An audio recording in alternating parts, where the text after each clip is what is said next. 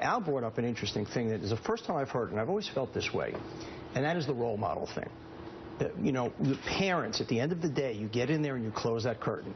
Because if Donald Trump is elected, there will be a cultural, forget political shift in this country, there will be a cultural shift of what is acceptable behavior in schoolyards, in schools, and I think a lot of people are afraid about that. Bill Clinton did in the 90s. And the one other thing I want to bring up... Just like Bill Clinton did in the 1990s in a negative way. On a very tough day for the Clinton campaign with the State Department revelations, the email stuff, the one bright spot in her day could well be, and Al alluded to this, is the result on does Donald Trump have the right temperament to be president? We know the answer. And it's a resounding 49% to 22%. Hillary Clinton has the right temperament as opposed to Donald Trump. Do you want Donald Trump in your living room every day for the next 4 years? And Al Hunt, one of the great quotes of FDR, he had a second-rate intellect, but he had a first-rate temperament.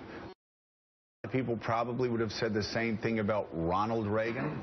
And temperament makes all the difference in the world when you're sitting behind that desk. And right now, most Americans have judged Donald Trump to have a third or fourth-rate temperament. And his people close to him are pushing him to select Newt Gingrich, another very bright man with a third-rate temperament, to be his vice president.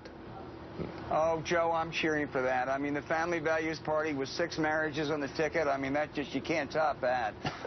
But no, I think you're absolutely right about the temperament. And Americans often, not always, but often vote for the presidential candidate that they find most personally appealing.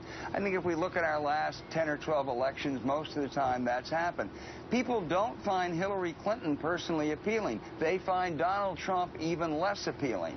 And that's what he has to address now. In these 4 states, and I think Jim can address that, if he's got to compete and win a couple of these states, Pennsylvania, Michigan, Ohio, Wisconsin, if he should lose all 4 of those states, it's almost impossible for him to get to 270. All right.